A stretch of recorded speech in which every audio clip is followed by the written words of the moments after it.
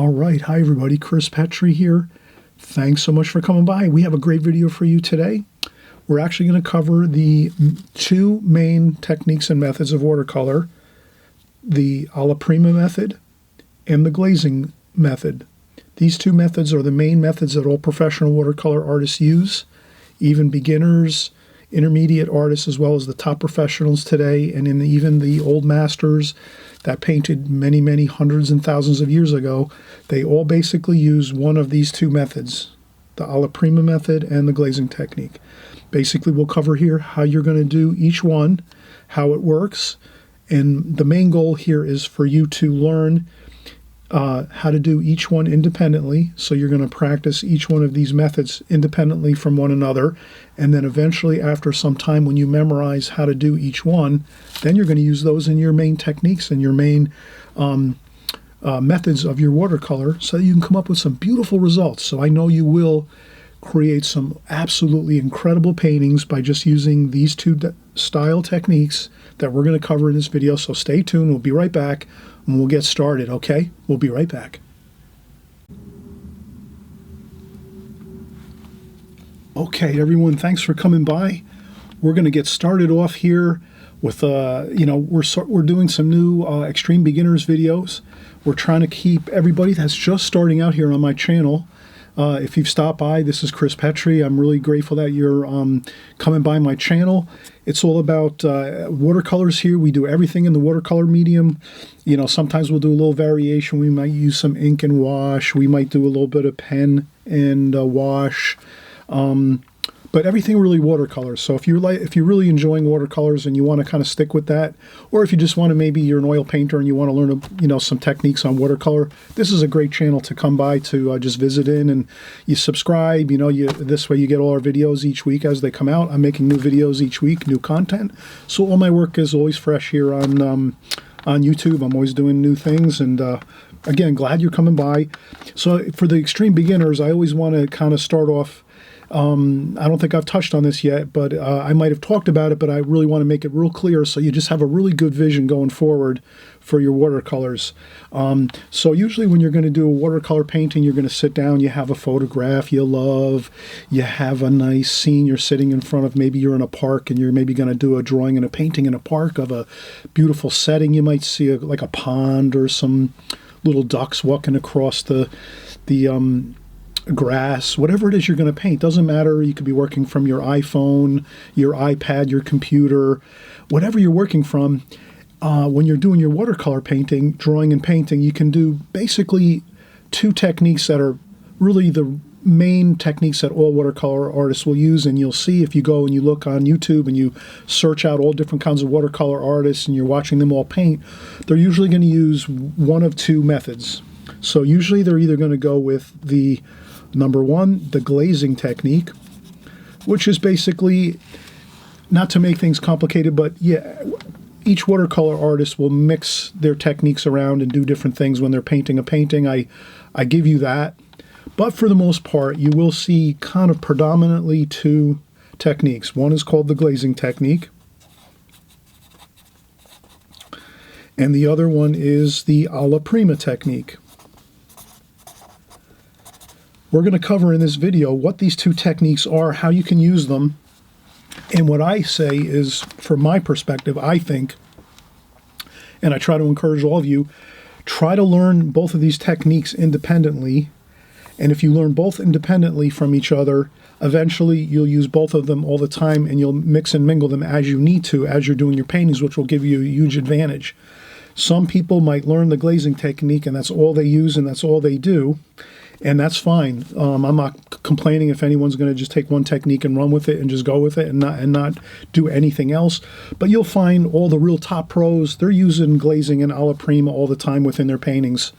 But if you're just starting out, you can practice each one of these techniques individually. And then once you practice them individually enough, maybe for a year or two, then eventually you'll be able to use them interchangeably. So you'll be using them interchangeably at any time you want, and that gives you a huge advantage because you'll see each of these techniques, either the glazing technique or the Alla Prima technique, have their own advantages and give you certain things that will give you a benefit when you're doing a painting of a certain type. So you'll be able to figure out when each of these techniques might be better to use. But if you learn them individually first, and then you can blend them together for your technique. Or you just might want to stick with one and say, you know what, I'm not ever going to do the Alla Prima technique. I'm always going to do the glazing technique. Or you might say, I'm only going to do the Alla Prima technique every time I paint, and that's fine too. But you will find that as you're in your painting and you are painting a painting, let's say whatever style painting you're painting at the moment, you might find that you might be using a little of both of these because they're sort of interchangeable, but you will notice there are some differences, some major differences between these two. Let's figure out what they are. Okay, so the first technique we'll start out with, let's start out with the Alla Prima first. Then we'll move into the glazing technique, but the Alla Prima is really more all at one time. That means you're just going to go into your watercolor painting and paint everything at one time. You're not going to be worrying about letting things, let's say dry and doing large washes over the whole paper. We'll get into the two of these, but let's just say right now for the Alla Prima, let's see what that is. So let's just say here I have a, I'm just going to do a simple, maybe I'm going to do maybe a palm tree. So I'm going to do a palm tree here. So I'm just going to do a palm tree Alla Prima, and let me write this right down at the bottom. Take some notes if you can. If you don't like taking notes, I understand. You don't have to worry about that. But if you can, sometimes it's good to.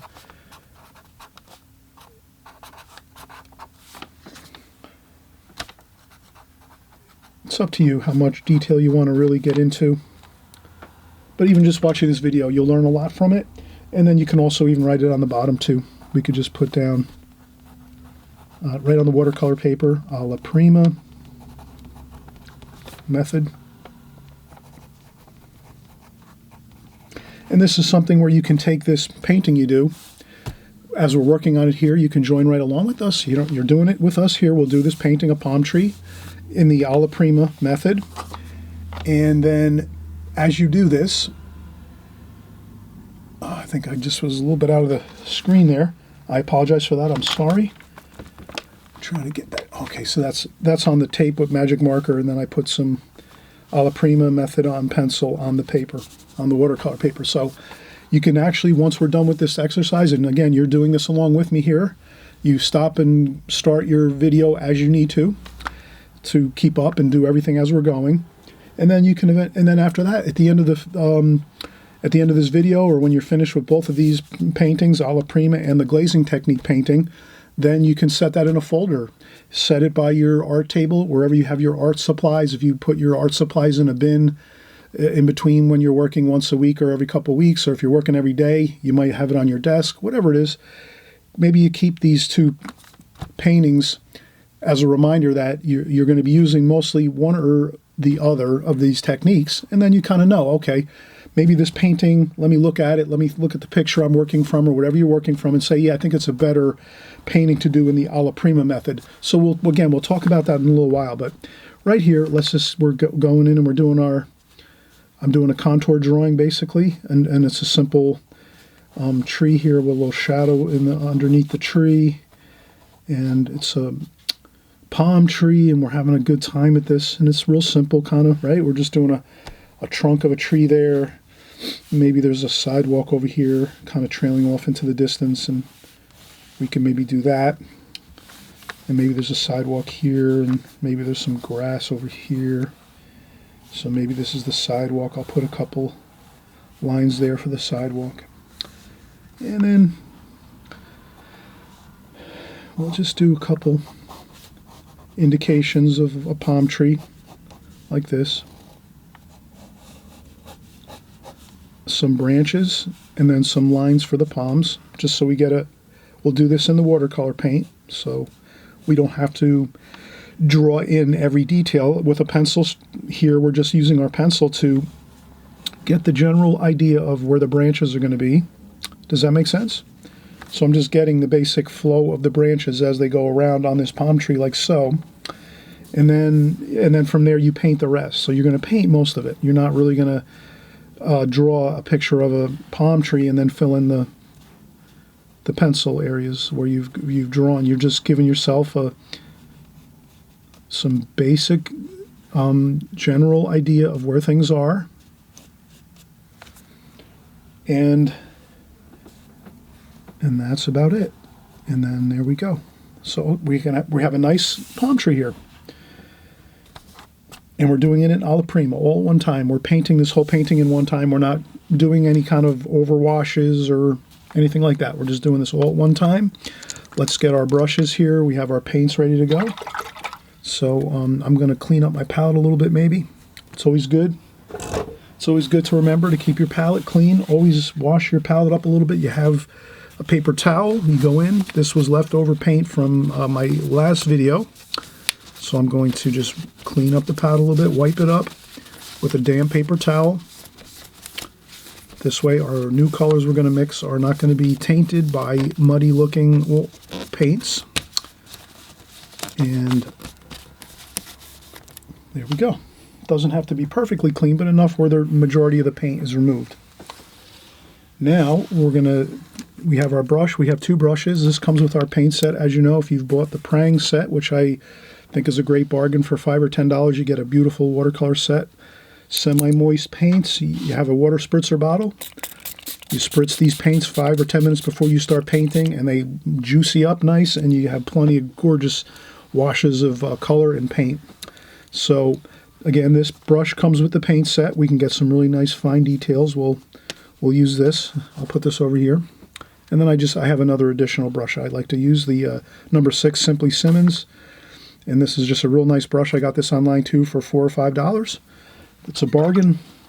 And we'll continue on here. So the idea is we're doing this all at one time. So let's get some blues and greens, a little brown, a little orange, a little yellow. So we'll mix some warmer color over here.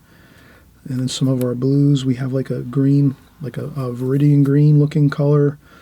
We have some nice beautiful looking blue here, like sort of like a turquoise blue, and then we have something that looks a lot like a cobalt blue or a French ultramarine blue, like this. So you'll notice these do mimic the colors of like the popular palettes you'll see out there that most people use online or professionals, so forth.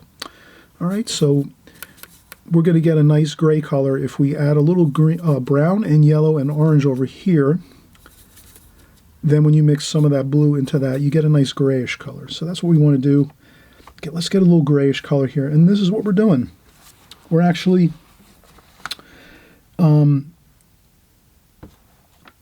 we're painting this all at one time. So you can always, I like to hold a tissue in my hand. You can rinse your brush off and dry off a little bit of water on the tissue. So once you rinse off your brush, you have a clean brush, but you have a lot of water on it. You take a little bit of water off it, maybe just a little bit of water off it, and then you can kind of get a lighter wash going like that, so you can lighten up. So if you want to lighten up a wash, just remember you rinse off your brush, dry it off on the napkin or sponge or tissue like I'm using here, and then you can get more of a little bit of green up here. You can get more of a lighter wash as we go. Like that. And let's make that a grayish color here too.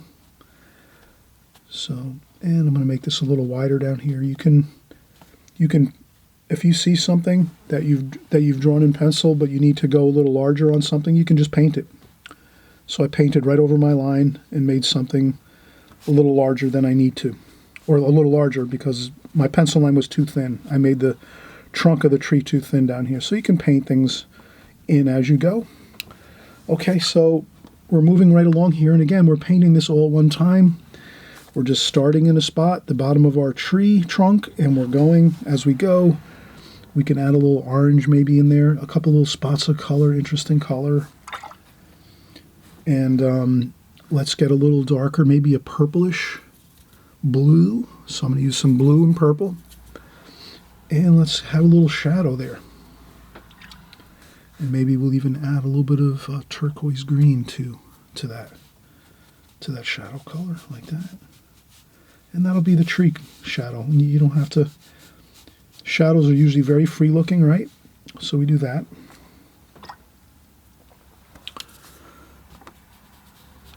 Just like that. And that will be our shadow for our tree. And we just remember the shadow is very dark and it gets a little lighter as it goes further out. So your shadows will get lighter as they go away from the subject that are casting the shadows. All right, we are in good shape here. Look at that. We already have got a beautiful start to our tree, our beautiful palm tree. Oh, I'm excited. This is great. Are you having fun out there or what? Palm trees. Hey, when you think of palm trees, don't you get excited? It's like tropical vacation kind of a feel. Maybe you live in an area where you have palm trees. There's a lot of beautiful places all around the world that have palm trees. So maybe you're used to seeing these and you'll really do a great job of doing palm trees because you kind of are very familiar with them just by the fact that you see them all the time. You'll have an easier time painting them. So again, now I'm going to do a little bit of a lighter wash here and then go over with it and just a little more, put in some colors. So I'm going to, again, dry off the brush, pick up some green, like that. Maybe I'll splash a little bit like that. Maybe a little bit of yellow. Make a little bit of a yellow color there.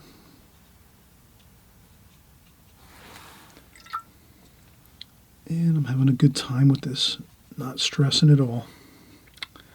Just like that. And then we will use our finer brush to get some of those finer needles. And I'll use some brown mixed in with the green a little bit just to, I can get some pretty good fine lines with this brush too. It still has some really good fine hairs on the brush. Sometimes if you use your brush a lot all the time, it tends to wear out the points off the top of the brush. But these synthetic brushes, the points last a long time actually. More than like a fancier brush. If you buy an expensive brush, they don't last as long, the hairs on the brush. So that's a good thing actually. We can get more use out of our inexpensive brushes here. And we're just going to do the same deal. Like that.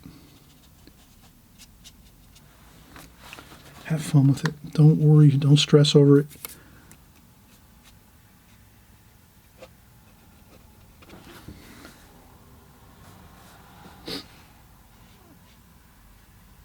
And you can see I'm just having a great time. I will take a break in just a few minutes because I'm starting to get a little tired and maybe losing a little bit of focus. And that's the point. If you don't lose focus and you have a great time with concentration and you don't really get fatigued that easy, then you can keep going. I tend to need a break every 15 or 20 minutes. Otherwise, I start thinking about something else or that I have to clean up and do the laundry or something, and all of a sudden I'm not paying attention to my watercolors here. Okay, so that's looking pretty good.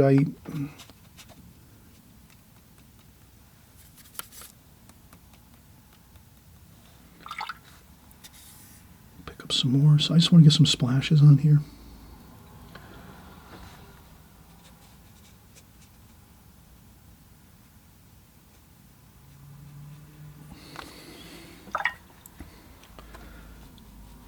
Okay, I'm going to take a break. I'm going to keep going and it'll get messy. All right, let's take a quick break. Hey, take a break too. If you need a break, relax 15 minutes. Maybe you're going to go do something. You have a chore to do quickly, or I'm going to go check the laundry. I got some stuff in the dryer. What else do we have? I have some YouTube videos on my favorite YouTube channels I like to watch with news and kind of keep up on the news. So, and the current events. So I do lots of things at one time. And we will come back, though, in just 10 or 15 minutes, and we'll keep working, okay? All right, we'll be right back. All right, we're back, and we are having fun here. We're doing a palm tree, and we're talking about the Alla Prima method. If you're a new beginner in watercolor, hey, this is a lifelong fun hobby you're going to have. It's going to be a great hobby, a fun hobby. You can take your watercolor paints on vacation. You can take them when you do a little weekend getaway somewhere, and you can paint little scenes of the places you're looking at and seeing when you're on your fun getaways and things. Or you can do things around your house, in your backyard, your apartment. You can paint things. You can paint anything. You can have it set up so you have a quick little go bag, a little duffel bag with some paints, a brush, and some paper, and you can create artwork anywhere you go, anytime you want to go. Watercolor medium, what makes it great for me anyway, what I think one of the greatest things about watercolor paint and the medium of watercolor, it's so you can bring it anywhere you want to go. You can travel with it, you can go anywhere with it, you can break it out, and in 5 minutes you're doing a beautiful painting. You can wrap it up and you're done, and you can go somewhere else. So other mediums, it's a little tougher to do that. And also watercolor medium, you can work in any kind of situation, whether it's hot, cold, indoors, outdoors. It's a great medium. So I'm glad you're working in watercolors, and we're having a lot of fun here. I'm so excited, and we're giving you the whole enchilada here of information so that you have it all. So again, we're talking about the fundamental basics of watercolor. You've got two methods basically you're going to use when you're a watercolor artist, and that's really it. It's that simple. Two methods really, basically. Your Alla Prima, which we're doing here, you saw we're starting out and we're just painting a tree and a scene, and that's all. And that's Alla Prima, all at one time, all in one go. So let's just add a few more things here. Maybe you can always go back in with your pencil and add a little branch or something if you want to add in a little more subject matter to your watercolor painting. You can do that. You take your pencil, you draw and sketch in a little thing that you left out or you forgot about, or maybe something came into the scene that you're painting or whatever, or you want to add something, you just go for it and do it. A great thing too about watercolor, you can add things as you go and you don't have to worry at all.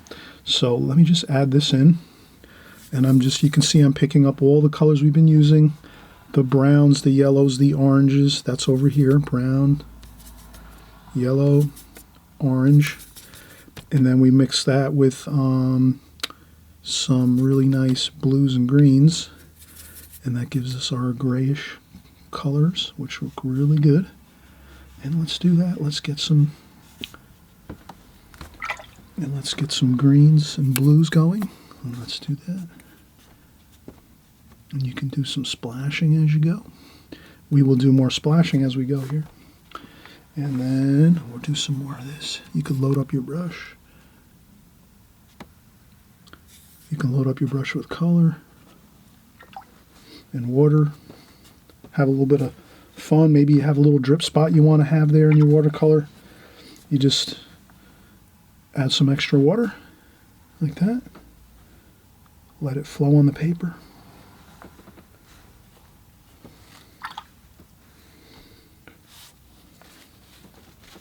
And then you can blot it up if you want to. And we're going to continue here. So again, we're painting this all at one time, this beautiful palm tree here. Now what I'm going to do is, you can kind of see these washes are starting to lighten up and dry. Let's take our brush that came with our paint set. We'll wet the brush. Let's see if we can get some good points on here. Let's see some. We're going to mix up some green too. Let's mix up some green in there. Okay, so I roll my brush around. If you roll your brush and you spin your brush in your palette, you'll tend to get a better point on the end of your brush. Let's see how that, yeah, it works good like that, yep. And that's all you got to do. And then this way we have some extra very fine pointy palm needles.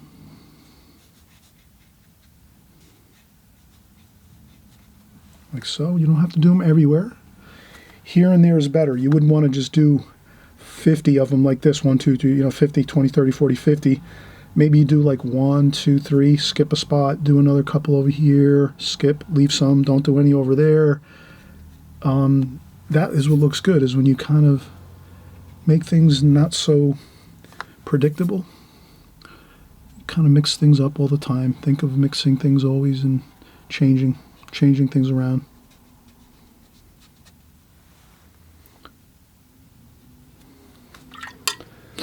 And we can go with a little darker blue over here. Maybe there's some shadows under here.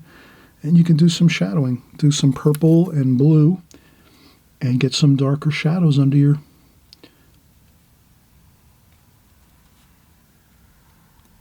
couple splashes. And that adds to some excitement there. There's a little bit of shadowing. The darker shadows that you have on your palm tree. And that looks absolutely wonderful. So look at that. We're doing the Alla Prima method. Everything at one time. We're just painting this whole scene at one time. We're not doing any overwashes and painting everything with a light blue or a light gold or nothing like that. That's what we'll do on the next painting. This one here, we're doing just everything at one time as we go. Now, we're just going to zip along here. Let's not take too long. I'm going to use some yellow and some green. And we'll make some grass over here. So I'm just going to make some grass color. I'll put some of the grass color there. And some blue along with that. Splash on some blue onto the grass. Maybe some yellow, maybe some more yellow. And then over here some more greens and yellows. We're going to just add some, scrub on some paint there, add some blue in it, purple, maybe there's some other shadows from some other area with something else creating shadows that we don't see. There could be something over here on the right side of the painting that we don't see, that's outside of our rectangle, that could be casting a shadow. So you can always sometimes do a shadow across this way with a little blue.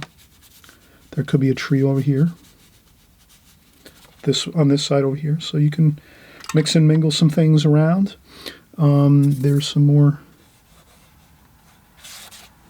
This is more grass. There's grass over here, like so. Yellow, green, some splashing. And there you have it.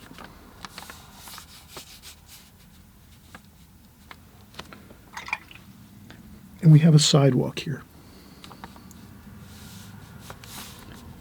And there's a little bit of some sidewalk. There's some segments in the sidewalk there, like that.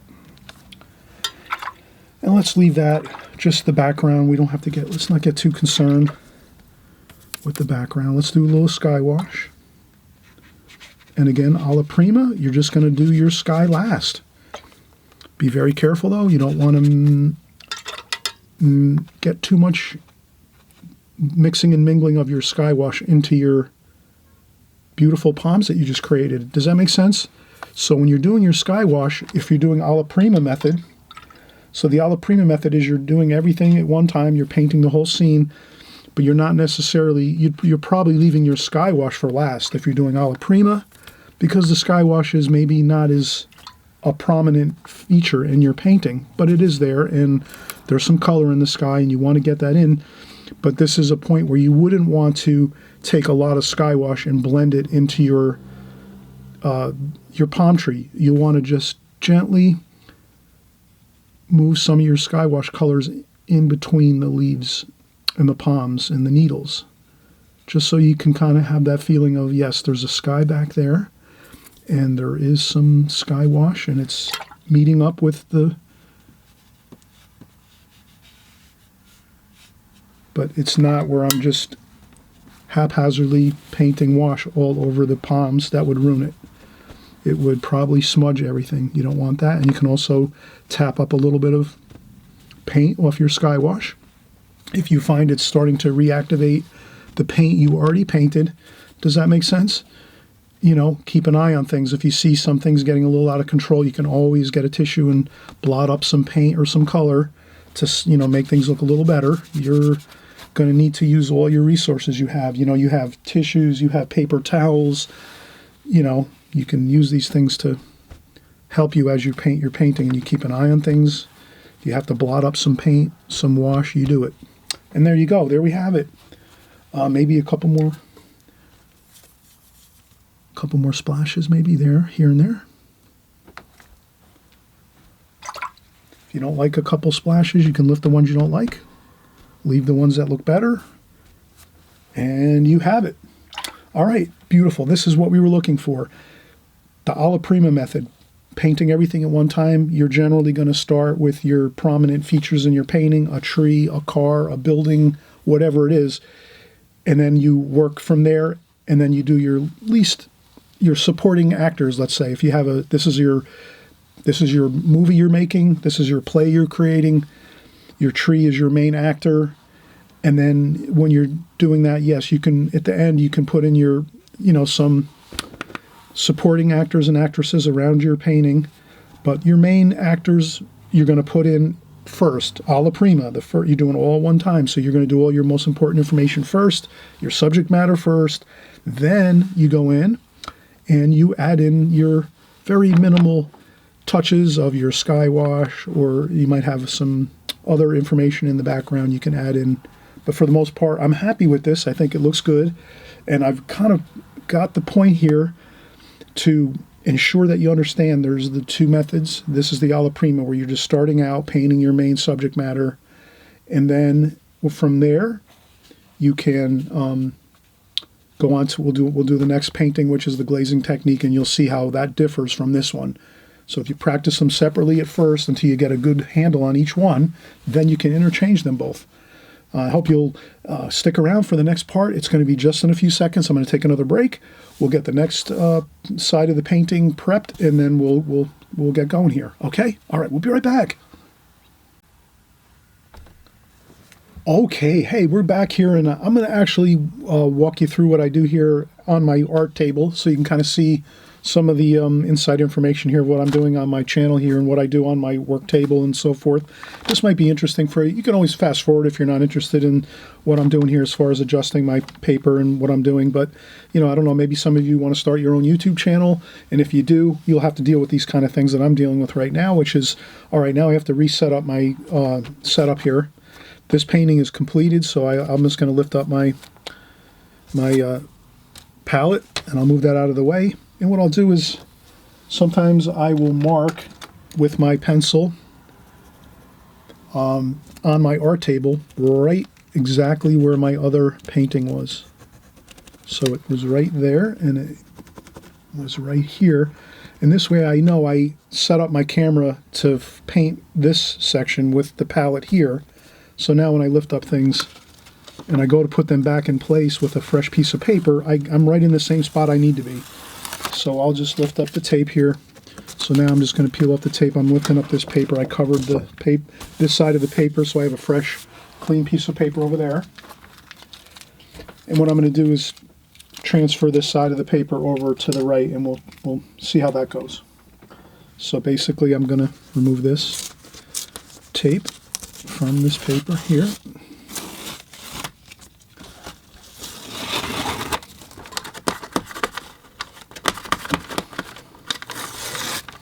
And this is stuff, again, if you want to do your own videos and or if you're just working in your studio and you want to kind of see what I'm doing here, I sectioned off my paper. So if I only want to use half of a really nice piece of paper to do a painting, I just cover the other half with a piece of scrap paper and then tape it down so that I can paint this side of the paper. And then I can just lift it up and I have the other half to work on. You could just as easily trim it before you start. That's also a possibility. I could have left this all on the same screen and not even done any of this moving around of things, but I thought I would do that. And then I'll just take I'll take a T-square here, and I'll find that pencil line I made before, and then I just put my T-square on that pencil line like so, and then I just do a pencil line across like that,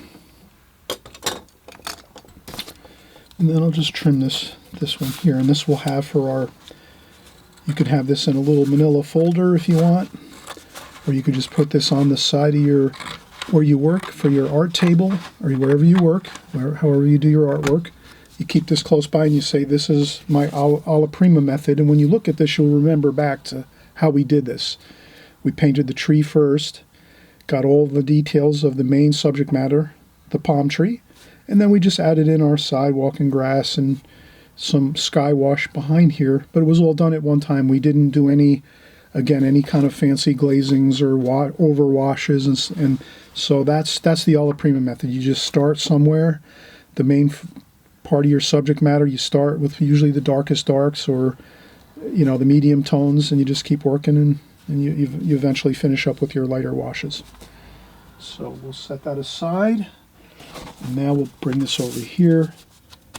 And maybe on this we'll get a better, maybe we can zoom in a little more. Let's see how we have this here.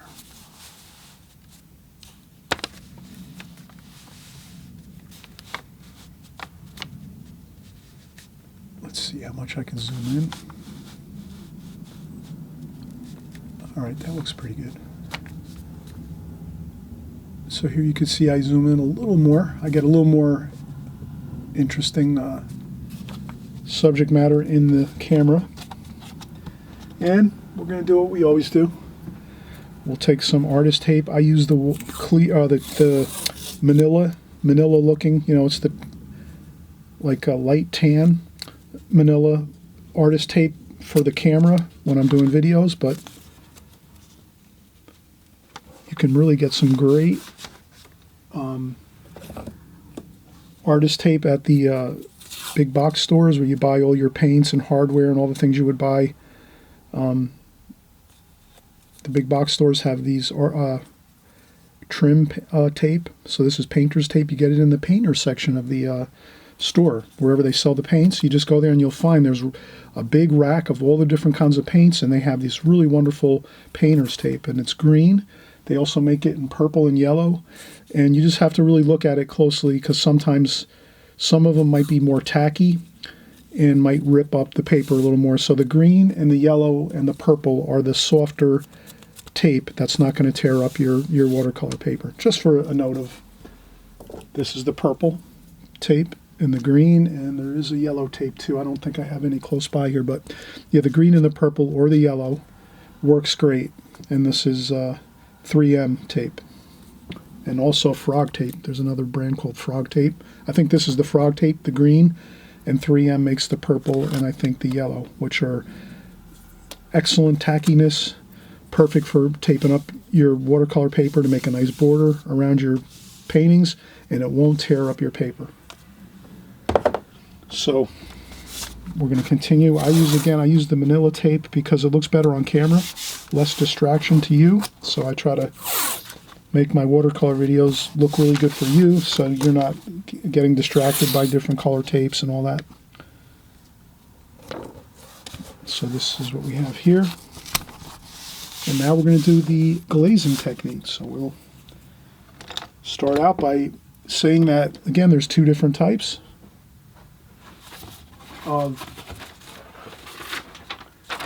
of painting techniques for the most part in watercolor. You're either going to be doing Alla Prima or your glazing technique, but once you get used to both of these techniques, you'll use them interchangeably, which will make your life a lot easier as a watercolor artist. So please know both of these and know how to use both of them. And eventually, again, after a year or two of using both of these separately, purposely doing them separately, eventually you can amalgamate them together, and it'll work great for you. You'll have so much more fun, and it'll be a lot easier to paint watercolors. So now we're going to do the glazing technique. Let's do the glazing technique.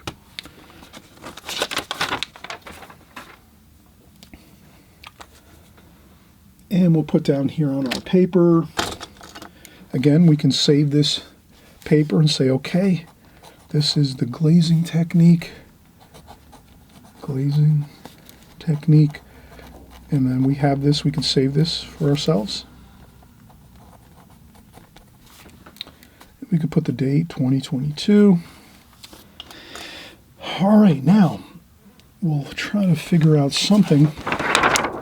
You know what, we're going to take a quick break. I'm going to see if I can come up with maybe an interesting painting idea quickly for this one, for the glazing technique. I already have a few ideas, but let me think about it for a second or two, and I'll come back and we'll start our glazing painting, where we're going to use the glazing technique, and you'll just enjoy it because you're going to see the difference between the two. We just did the Alla Prima with our palm tree. Now we're going to start our glazing technique. Okay, we'll be right back. Hey, thanks for coming back and sticking with us here. I'm really proud of everybody that you come each time to the new videos, you're watching, you're learning. That's what's going to really get you ahead in your watercolors. And again, watercolor is the greatest medium for painting. You can take it anywhere you want to go, vacation, getaways. You can take it out and about anytime you want. You put it in a backpack.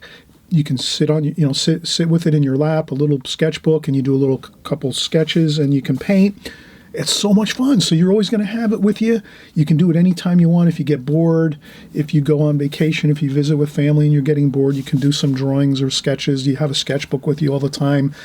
Art is such a great thing. Watercolors are phenomenal. I hope you're going to keep going with it, stick with it, and it gets easier as it goes, obviously. So if you're just starting out, you're an extreme beginner, things are going to be a little tough. You just have to deal with it. You're going to have to go through some lumps as you get going, but once you get started and you're building up all your momentum, you're learning more information all the time, it's going to actually make everything easier for you, and you'll understand it a lot more as you go.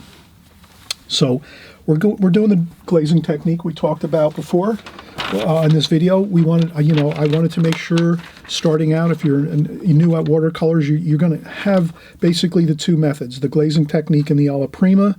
We just did the Alla Prima. We demonstrated that with a palm tree. You just paint the palm tree all at one time, which means Alla Prima all at one time. And then you have it. And then you just add in whatever things you have to at the end of the painting to complete the full composition. Now we're going to do the glazing technique. It's a little different. You'll see how it's going to be different. We're going to do a whole entire wash across the whole paper, let it dry 100%, and then come back and do other subsequent washes over the top of it. And that's what makes it different from Alla Prima. Alla Prima, you're just going in, you're starting in one place, and you're painting all throughout the painting. Here in the glazing technique, you'll see we're going to do subsequent washes one after the next on top of this paper, and you'll see how we do it. So let's start. First thing we're going to do is we're going to kind of ask ourselves, all right, it's going to be let's do our drawing first. I'm just going to do a real simple, I'm going to do a simple type of, it's going to be a city scene. So we're doing like a cityscape here. And then we're going to do maybe, we're going to have some buildings. So we're having some buildings here. So these are the tops of the buildings. And then down here at the bottom, maybe we'll make let's make our border around our tape so we can kind of see our border more readily. Okay, so we have our border. And then over here we're going to have maybe the sidewalk, and there's like a little square here. There's some restaurants and things and some tables and people. So we'll make a couple tables, some oval tables, and we'll make some people. So I'm just going to make some shadows and some tables with some people. I just make a round circle for the body and then a smaller circle for the heads, for the people sitting. And then the bottom areas of the tables and the bodies, I don't really, we'll paint that in, but it's not, we just want to make sure we get the body and the head, the top of the body, like the shoulders and the heads. Let's get those in there like so. The rest we can kind of just blend into the sidewalk and the foreground here and all that. So there's some umbrellas here. So we'll have some umbrellas. And that's where the tables are, where the umbrellas are, and they're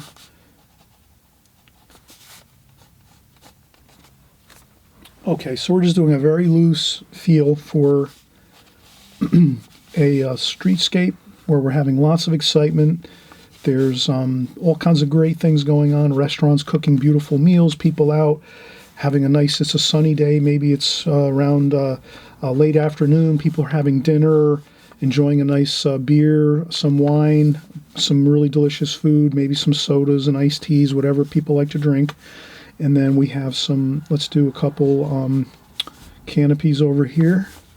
So we have some canopies where the people are dining. There's the restaurants where they have Restaurants there where the doors are, and the people go inside and they eat inside too. Some people are eating outdoors here now, so they're having an outdoor meal. All right, so we just have a couple details there of that.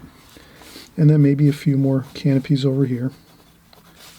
And then there's some trees and stuff at the bottom of our scene. So we have some trees. I'm just doing a little sketchy kind of thing. You know, just getting some tree shape ideas. So we'll put some trees over here. We'll put a larger tree over here. Some more trees over there. We've got lots of darks in here, so you're going to see we're going to have tons of darks down in this lower section here. And then there's going to be the sidewalks and plaza here, where we'll have some large plaza areas, and then we're going to have some figures. Maybe we'll have a figure over here walking, and maybe another figure over here walking. And that should be good. So we have a couple figures walking in from the left here, and then some restaurants over here and the buildings. And we're just going to make some windows on these buildings.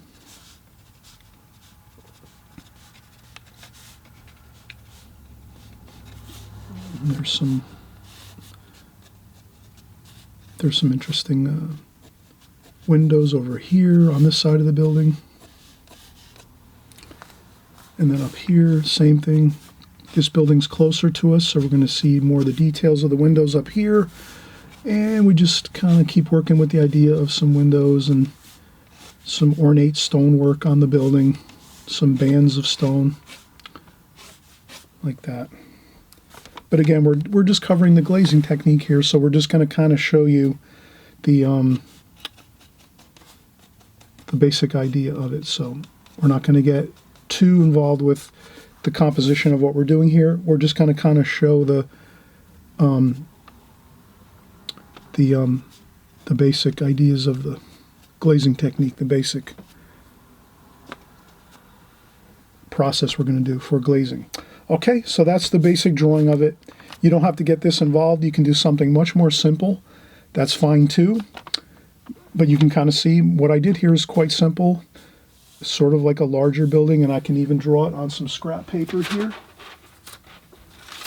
just to kind of make it a little more readable, because sometimes my pencil sketches do not come out so great on the video.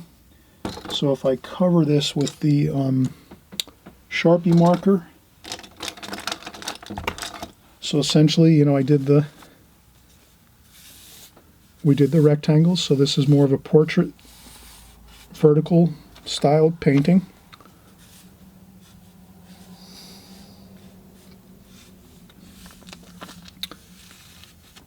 So you have the two large shapes of the buildings here with the windows, like that. And then some more windows over here. And then down below here we have the canopies, like so.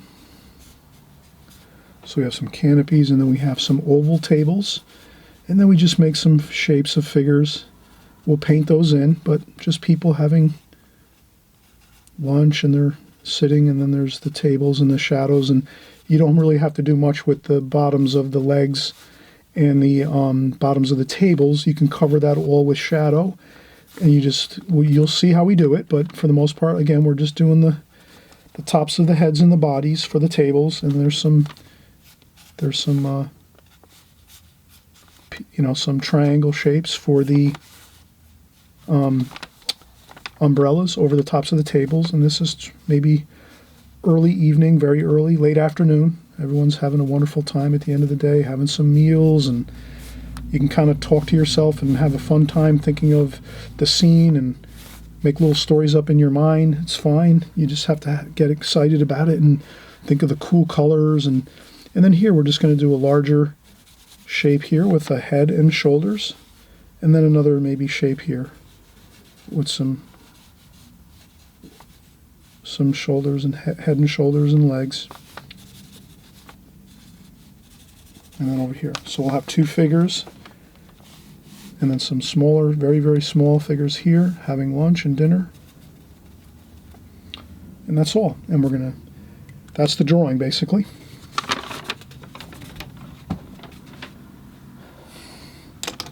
And I just did it in pencil, obviously.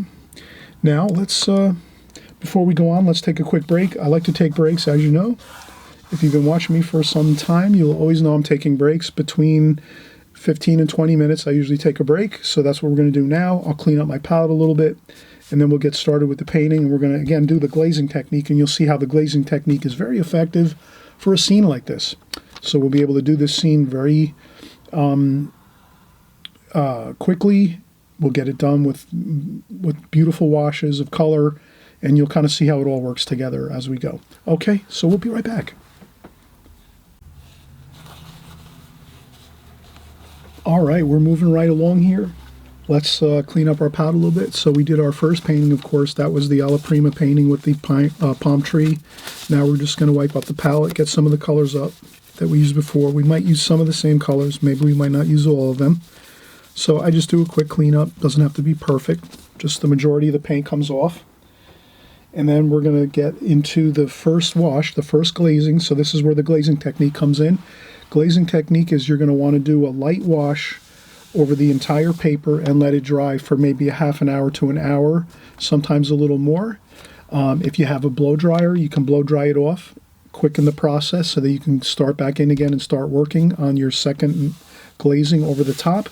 But that's the difference between the Alla Prima and the glazing technique. When you're using the glazing technique, you're actually going to do a light wash over the entire paper, and that sets the tone for the rest of the painting. So you're going to use predominantly the same colors in your first wash, your first light wash. You're going to use those same colors over the top. Once that dries, you're just going to use thicker paint and less water. So the first wash you're going to do, the first glazing, is going to be a light wash. And we'll show you how we do it. So we're going to go here, and we're going to say, okay, let's do some blue for the sky. And we're going to have maybe some purple wash with some brown. So we'll have some kind of a building, some brown colors for the buildings, along with some orange. So here you're going to see I'm going to do some orange and some brown and some purple to get ourselves a nice kind of stone, cool stone type style looking wash colors. Here we're doing our blues and greens. Let's do some sky wash. Okay, like that. And we're going to add some extra water to it. You see how I'm adding those puddly bits of water? You want to have a light wash when you're doing your first wash here. You don't want to go with too thick a paint. So that's how you ensure you're going to get a nice light wash over the entire paper, is by using lots of water, not that much paint. So we're going to do the blue for the sky. We'll just start to put it on like so. I'm using a mop brush. That's another brush you probably will need to eventually. You can make do with something like this, but it's going to be a lot more difficult. So if you can get a mop brush like this, you can cover a lot of area. So we're going to cover this whole paper within a minute or two. All right, so we've started up here. We've got our sky color up here. You can add a little more interesting blue color, as you're going. You can go quick back in there and get a couple spots of more exciting blue.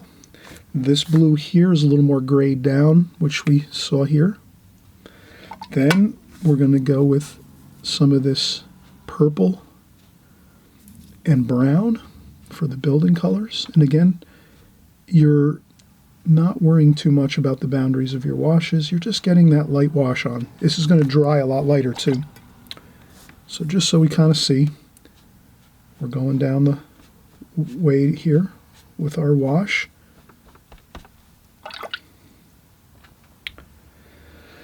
And you can lighten up a spot if you see like you want a little more brighter spots of light. in your painting. You might lift up a few with your tissue. And then you can make this spot right here a little lighter of this side of the building, where the buildings change and there's a different building, like that.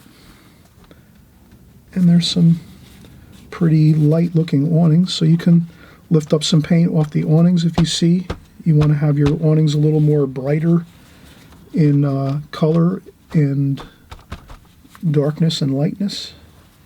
So don't be afraid to use a tissue and lift up a couple colors here and there. And then here, let's do some blue, some more blue that we use for the sky. We're going to use that a little more grayed down blue over here for the foreground.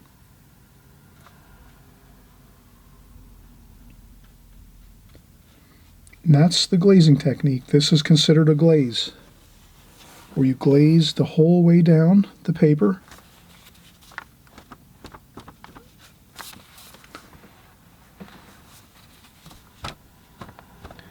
You put the whole wash on the paper. Maybe you add a little bit of that.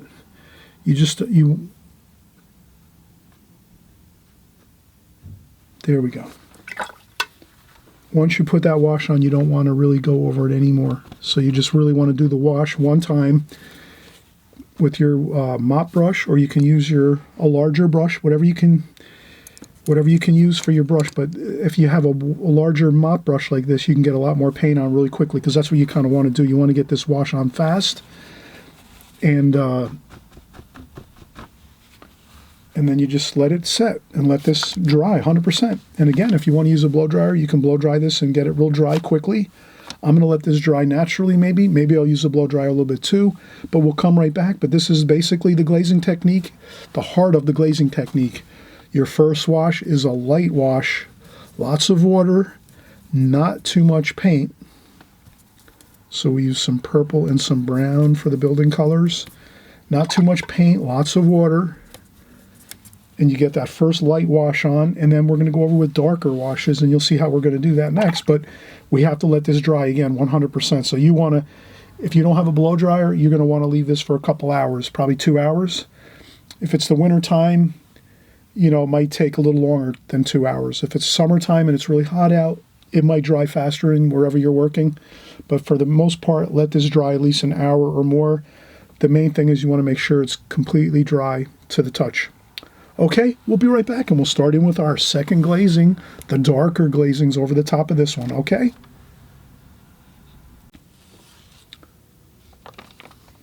All right, we are still here. We're working right along. We're basically doing our glazing technique. We're explaining how there's basically two techniques in watercolor, glazing technique and Alla Prima technique. So we've been covering up to now the Alla Prima technique, and now we're shifting over towards the glazing technique. So now we're doing the first glazing on our glazing technique painting. And I let this dry pretty much. I did use the blow dryer a little bit. I have a blow dryer. I used the blow dryer to dry it up the rest of the way, but I did take a 20-minute break here, half an hour break. So it's pretty much, it was drying quite a bit, but the main thing is you can kind of know when it's dry when the paper's, for the most part, pretty flat. You won't want a lot of buckling with your paper. If your paper is really buckled a lot, like bumps, and then you know that it's not dry at all, and you really have to let it dry a lot more than that. So if you use a blow dryer or you let it dry another hour, it should be pretty flat, whether it's a blow dryer or you let it dry naturally without anything like a blow dryer. If you just let it dry and sit for a couple hours, it should be pretty flat. It should not be really bumpy and wavy, the paper. If there's a little bumps, a couple little tiny bumps here and there, that's fine. Depends how you taped it down and whatever. But for the most part, you want to have that paper where you can put your hand on it and you don't feel any wetness of the paper. It's all pretty much dry. So now, once you have it to that state, your paper, where it's dry to the touch, then you're going to get your paper towel, and you're going to make sure you mop up any.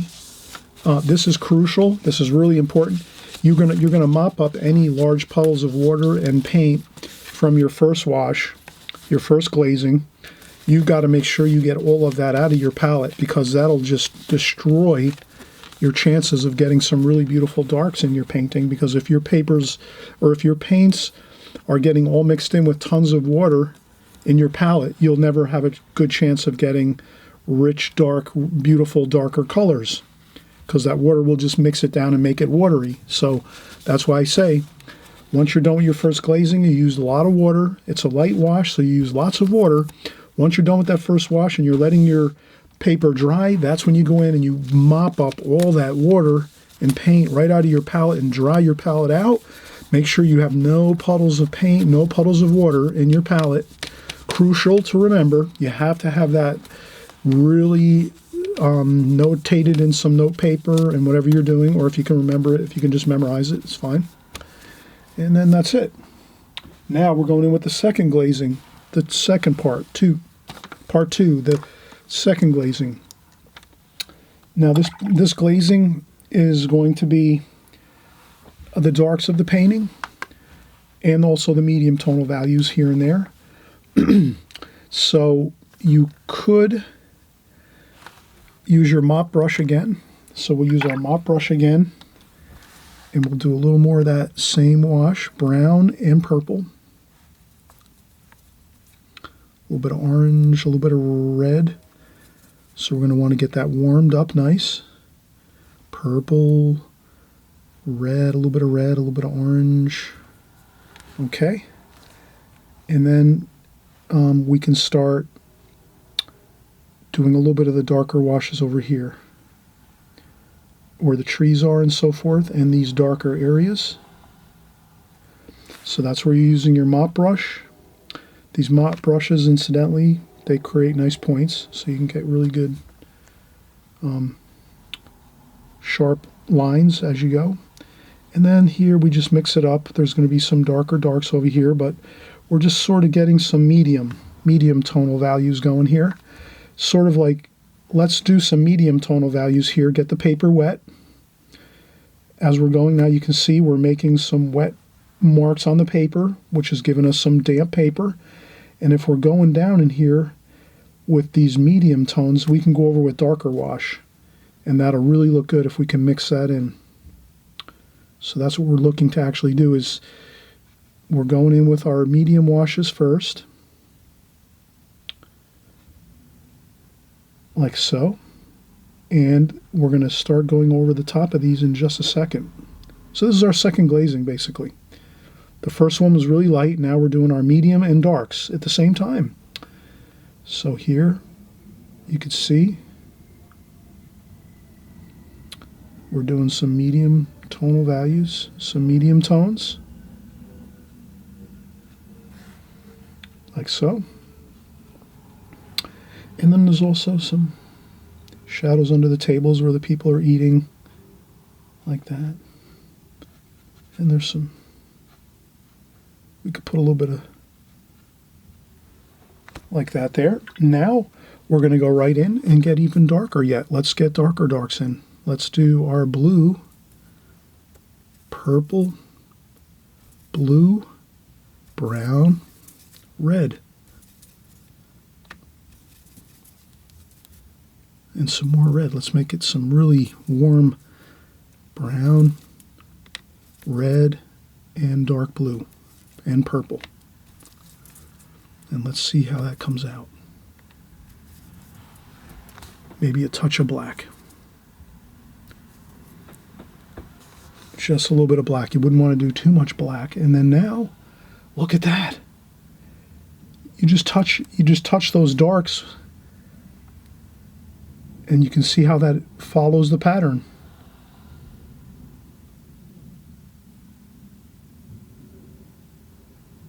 Does that make sense, how we're doing this here? You go in with your medium tone first, a lighter wash first, and then you kind of get your darker darks. You just touch the darker wash, and it goes right where you want it to, because you've already put in that medium tone. That's really the key.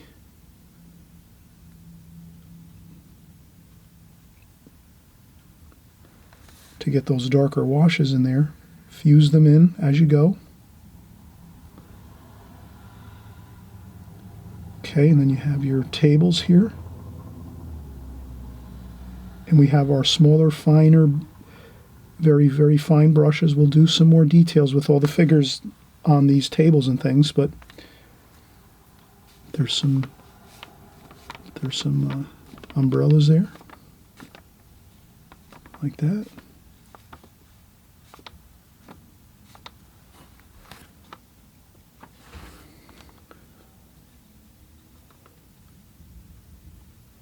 And there's some darker darks over here. I'm going to make some greens with some trees.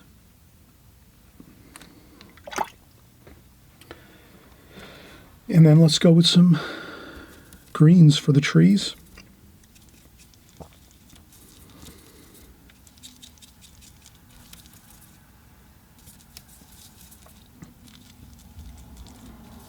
Greens for the trees with brown and green.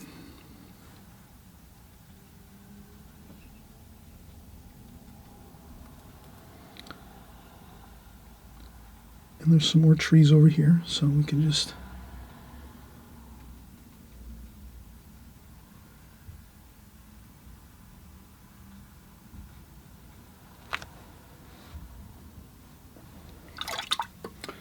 then maybe some yellow for some orange and yellow for some more lighter. Splash those on. Orange and yellow, splash those on for the other parts of the trees. The lighter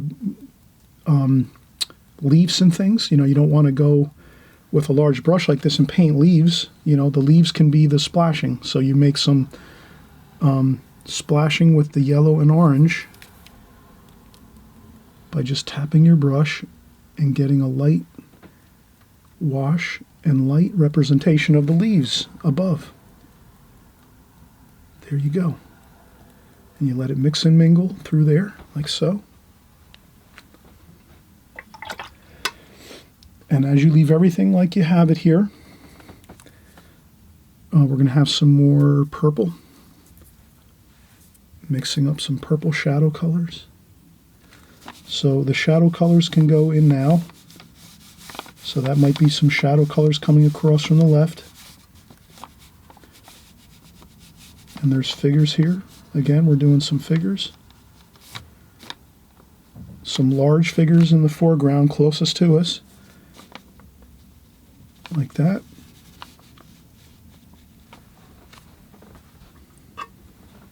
And then we can go with darker darks here. So burnt umber, or darker darks, dark brown, purple, blue, brown.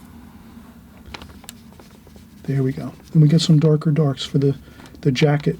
Let's say there's a nice jacket that person's wearing there. Same here, another jacket over here, and some.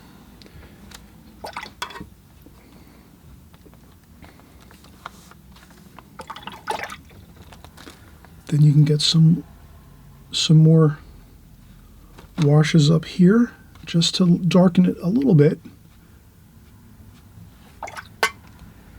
See, I'm doing another wash up here, another glazing. And again, if it starts to get too watery, lift up some paint with your tissue.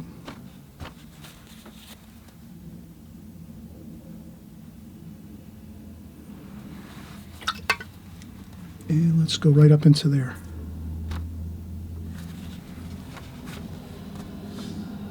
There we go.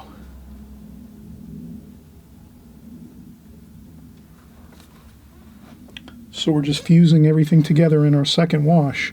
We needed a little bit more darker wash on this area here where the buildings are. So to get that little bit of a darker wash, that's all you have to do is go in and add some of that darker paint, like so.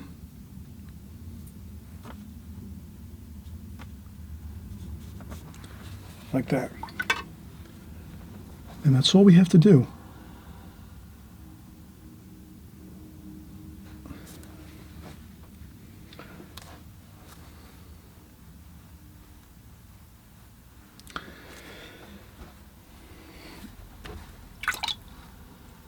So this is the glazing technique at its best, where you're adding lots of washes on your painting and you're going one wash at a time. You saw how we did this. So the first wash was that really, really light wash across the whole paper, and we let it dry 100%. You can't forget that. That's the one thing you can't forget. When you do that first wash, that light wash, that really, really light wash, you have to let it dry 100%. Then once you get that wash completely dry, then you're going over with your second wash. And with our second wash, you kind of saw how we did a medium tonal value, like a medium color wash, as we started to kind of start out a little bit mellow. And then we said, okay, yeah, now we're going to add the darker darks. And then we created a darker wash for those really, really dark shadows in the bottom here along the undersides of the canopies on these areas along the streetscape here, where there's the dining areas, the restaurants and so forth, and little areas where there's stores and storefronts and so forth, and people dining along where the restaurants are. So now we've kind of beautifully, with our second glazing, we've amalgamated and put all the washes together with that second wash, as we took our time and said, hey, let's go with some medium tonal values first, then we go in and do our darker darks, and we really got some really rich darks in there, like there along the bottoms of these and around the tops of these canopies along here, these storefronts. And then we even got our figures in over here in the front foreground of our painting with some really, really dark darks, which you can add some more color to it if you want. You can add some beautiful reds and oranges to your washes as you go, like that. Like so. And that's really, now we're going to let this dry again. This glazing is now done. Now your job is 100% complete for the second glazing. You have one more glazing to go, which is the final touch-ups to get everything looking 100% the way you want it to. So if you can imagine, your glazings are really three parts. Your first super light wash, let it dry 100%. Second wash, you're doing your medium and darker tonal values to get the main portion of your painting completed, the main thrust of your painting completed. And the last glazing we're going to do, once this is again 100% dry, whether you're using a blow dryer or you're letting it dry overnight, however you got to get it done, make sure that paper is really, really super dry after this wash. And then you do your final touches of interesting details, some windows, some small railings up on these window areas here on the building. We're going to do some more details on the figures. We're going to do the details of these people having their lunch and their dinner along this beautiful streetscape here. And so we're going to have all these things working in our favor. And you'll see that it's going to turn out absolutely fabulous once we let this dry and get our final wash. Our final glazing will be done once this one is 100% complete. So we'll be back in 10 or 15 minutes. I'm using a blow dryer. I'll blow dry this, keep it quick for myself so I can get onto some other chores I have around the house. But I'll get this done quickly with a blow dry. We'll come right back and we'll finish up our final details, and then you'll have basically the video that you can always go back to too. Don't be afraid to go back and use this video as like your guide to the Alla Prima versus the glazing technique, so you kind of see how both work, practice them both separately, and then eventually, after learning both of them really well, then you don't have to worry about it anymore, because you'll just naturally kind of know how to do your paintings. You'll look at a painting and say, well, I'll do this one Alla Prima. It looks more like it'll be easier for me in Alla Prima. Or you might say, oh yeah, this painting here I'm looking at, this picture I'm going to paint from, or if I'm outdoors, you'll say, oh, this one, yeah, I got to do this one glazing technique. It makes much more sense to do it with the glazing technique, this scene I'm painting. So you will know eventually which technique to use, for your main technique in your painting when you're going to do a painting in watercolor. But that's the thing, if you learn them both separately first, then you'll sort of understand better how to use both of them together, or if you're going to use one or the other, most likely, in a more strict fashion, you're using more of a glazing technique or a Alla Prima technique. Okay, so I'm just making sure I make plenty of good impressions on you that you have to learn both of these techniques And then once you learn both of them, then again, you're going to have a lot more fun, a lot easier time painting. And so I'm giving you here the whole chock full of nuts information. I hope you love it. We're doing the whole enchilada of information of watercolor here on my channel. Please stick with me. Hit the subscribe button if you haven't subscribed, so you can keep coming, back and getting more videos. You'll be alerted when new videos come out, and especially if you hit the notification bell below. There's that little notification bell. That'll let you know that a new video's come out so that you can jump on it right away and take a look at it and see if it's something, you want to study up on or whatever. But in any case, we're going to come right back and finish up this painting. We're doing the glazing technique now. And you're going to see how this really just turns out beautifully as we finish up. All right, we're back and we're excited. Everyone, we're getting to that final stage now. We're going to do the very, very final bit of details in this painting. And we've taken you through each of the processes for the glazing technique, where we went with our first wash, let it dry 100% complete. We just did our second wash. You saw us do this. We got everything in, all of our darker darks, some of our medium tonal values. We went back and added some darker medium tonal values to our buildings here to kind of get them a little more looking like they're closer to us, so that you have that sky wash in the background. So we're working the colors and the tonal values in the washes to our advantage. So this was the second wash we did with the medium and darker tonal values through here. You can see in the figures the darks and the dark shadows under the awnings, and across the street here some shadows, mystery shadows coming from somewhere. And you can see that. Now the final glazing after this is 100% complete. As far as dryness goes, we let this dry 100%, the second glazing. So now we're going to do our third glazing, which is the final glazings. And then you can do these with more of the smaller brushes. The brushes you can get a little more detail with, the finer details. I have the brush that comes with the Prang set. Beautifully sharp point for the Prang watercolor set. You have that. I also picked this up along the way, a number 6 Simply Simmons. And this one was like $4 or $5, and it's a little bit larger. You can put some more washes down. You get a little more coverage with this one. You can get a little more paint and washes out there on the paper. This one is a little less. This is more excellent for details. And of course, we did do the larger washes with a mop brush. So sometimes you have to go out and get a mop brush to get these larger washes in, because to try to do it with these two, it's not going to be doable. You have to actually have a mop brush, and this is a number 2 mop brush by Alvaro Castanet. He sells these on his website. He has a lot of great brushes on his website, so I encourage everybody, if you need a good mop brush, a great mop brush actually, to go to Alvaro Castanet, and you could just email me if you want, and I can send you his email address for his website. And it's a number 2 Alvaro Castanet, and you can get a nice mop brush. This will last you a long, long time. I've had this for 10 years or more, and it still works great after 10 years using it a lot. And so that'll last you for a long time. Get a lot of mileage from that brush. And then these two are good brushes too, you have to have, I guess, to start out with. So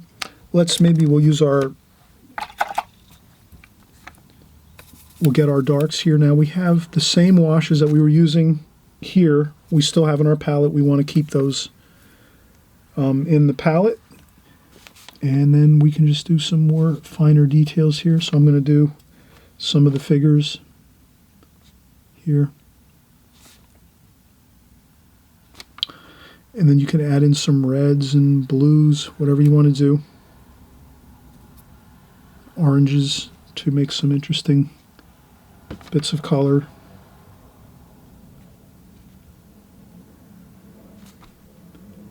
So these are people having lunch and dinner along the tables here.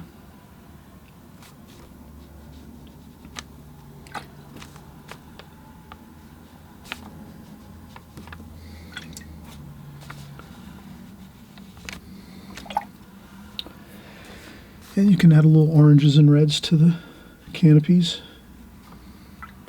Maybe a little green.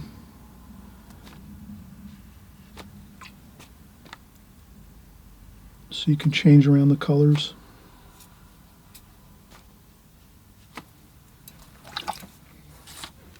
And you keep your tissue handy so you can blot up if you go too dark or something and you want to make sure you...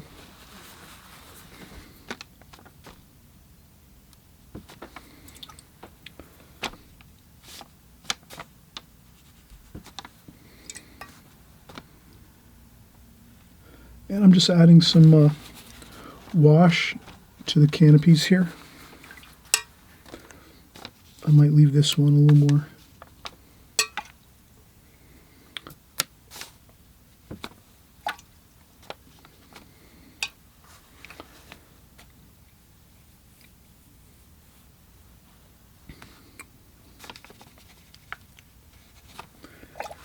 You could add a little more bits of color to some of your figures. Like here, these two figures in the foreground.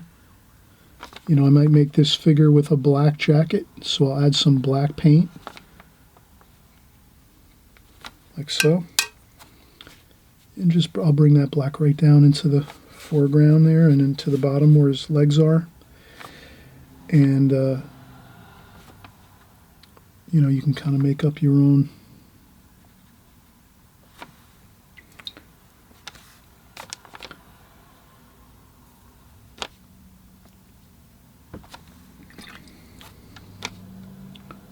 So there's some different, you know, you can make some darks and some lights.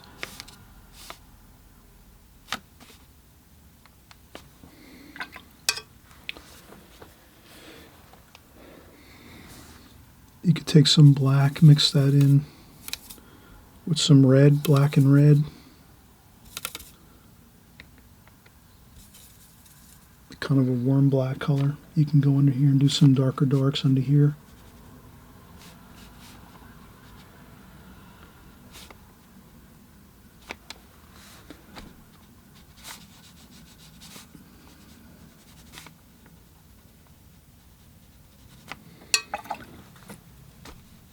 So we're just doing our final glazes now. So you saw how we did all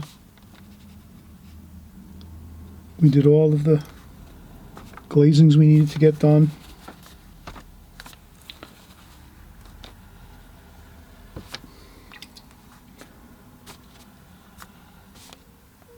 And you can add in some of those darks underneath the...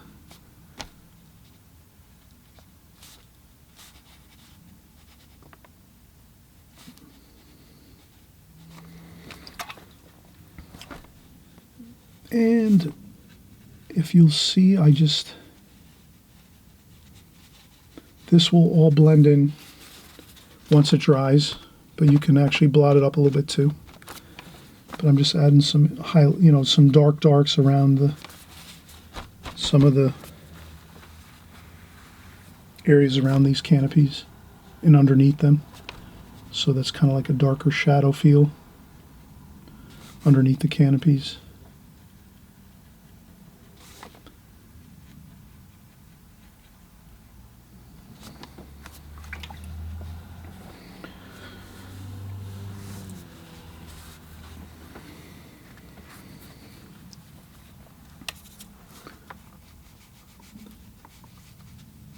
And there's some darker darks up here too, so I'll add some darks here with that darker paint, the black and the brown mixed. And you can also take some orange and yellow and sort of, do a little bit of splashing to get some leaves, just that feeling of leaves here. You could do some yellow and that really light green, like that.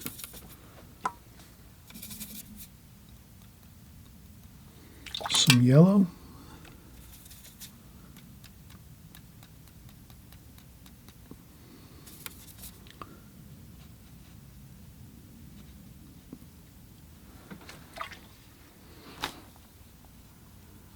Go. Okay, and then I think our final bit of information on this would be our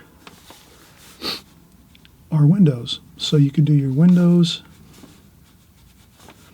and we have our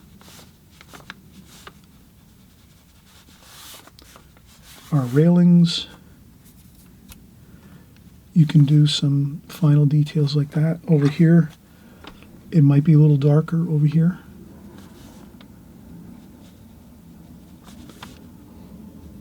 These are closer to us, and then as this building over here is further away, we'll keep our details for that a little bit further away. We'll keep that lighter so you can kind of see we're sort of keeping things minimal. Keeping things minimal. We don't want to keep doing, like, you know, too much details. Like that. That's good enough for there. And then for that distant bit of details here, let's just leave these here like this. These are very minimal, so we just want to, and you want to do them fast.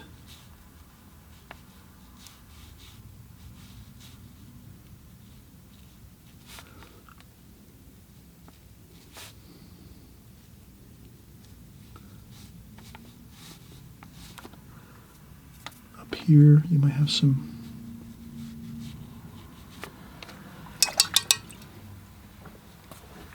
And then maybe some of our lines here we drew before. These are the plaza. We have the plaza. We have the, it could be some slate or stone patios. So if we put a couple lines out on the paper like that, you're going to automatically feel like that's going to read true to the scene. You have some